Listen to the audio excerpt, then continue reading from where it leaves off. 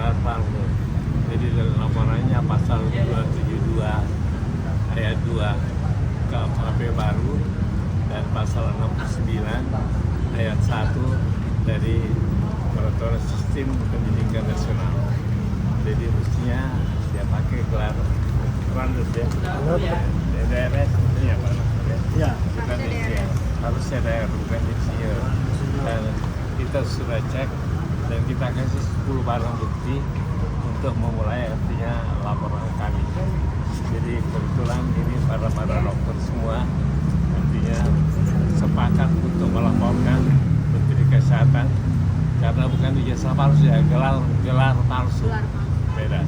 Jadi pasalnya pasal 272 ayat 2 KUHP baru dan pasal 69 ayat 1 Sistem Pendidikan Nasional.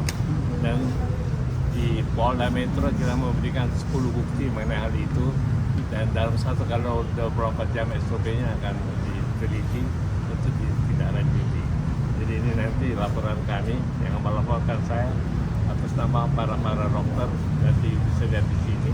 Salah satunya dokter Muradi, dokter itu yang ada semua di sini. Ada pertanyaan? Pak Oce, ya, sebelum ini ada komunikasi nggak dengan langsung ke Menkes sendiri? Jadi ke Menkes kita sudah kasih somasi dan ke ITB juga sudah, nggak ada jawaban.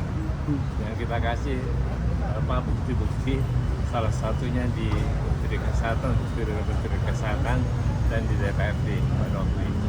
Jadi Anda boleh lihat di sini dengan jelas bahwa laporan telah kita lakukan. Artinya dari Pak Menkes sendiri tidak ada jawaban dari somasi nggak ada jawaban.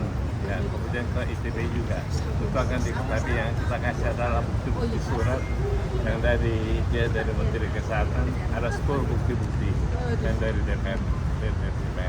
Keterbukaan, saya kira keterbukaan terhadap akuntabilitas tadi.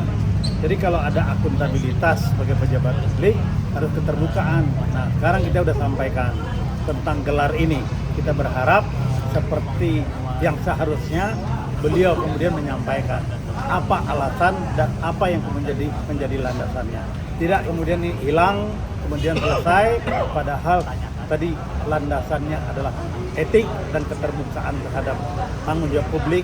Bagaimana kita bisa menyerahkan tanggung jawab kesehatan negara yang seluas ini dengan berbagai macam masalahnya kalau hal-hal seperti ini tidak diselesaikan. Saya kira itu ya.